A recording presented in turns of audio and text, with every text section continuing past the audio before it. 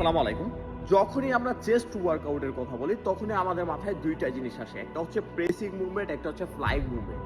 Pressing movement হচ্ছে ওই সকল মুভমেন্ট যার মাধ্যমে আপনি ম্যাক্সিমাম ওয়েট লিফট করতে পারবেন। You can lift more weight and also আপনি স্ট্রেংথ বিল্ড করতে পারবেন। কারণ প্রেসিং মুভমেন্টের মাধ্যমে যেহেতু হেভি ওয়েট লিফট করা যায়, তাই আপনার স্ট্রেংথ অটোমেটিক্যালি আপনি বিল্ড করতে পারবেন এবং ম্যাক্সিমাম মাসল এনগেজ করতে পারবেন, যার কারণে আপনার ম্যাক্সিমাম মাসল ফ্যাটিক হবে। কারণ চেস্ট আমাদের দেহের অনেক বড় একটা মাসল এবং হচ্ছে প্রেসিং মুভমেন্টের মাধ্যমে ম্যাক্সিমাম মাসলকে এনগেজ করা যায়, ফ্যাটিক করা যায় এবং ম্যাক্সিমাম ফাইবারকে রিকোয়ারমেন্ট করা যায়, যার মাধ্যমে হচ্ছে আমাদের দ্রুত চেস্ট বিল্ড হয় and bulk of the chest, মানে চেস্ট খুব দ্রুত গ্রো হয়ে থাকে। দ্বিতীয় নম্বরে আসে হচ্ছে flying movement. All kind of fly movement define your chest. Flying movement হচ্ছে ওই সকল মুভমেন্ট যার মাধ্যমে আপনি আপনার চেস্টকে হচ্ছে ভালো একটা শেপ দিতে পারবেন, আপনার চেস্টকে ডিফাইন করতে পারবেন এবং গর্জিয়াস দেখাতে পারবেন।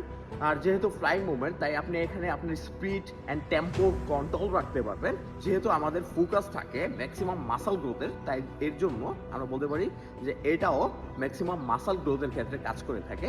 সো ওভারঅল যদি বলেন যে প্রেসিং মুভমেন্ট অ্যান্ড ফ্লাইং মুভমেন্টের কোনটা সবচেয়ে বেটার, আমি বলবো ম্যাক্সিমাম মাসল গ্রোথের ক্ষেত্রে obviously pressing movement is better.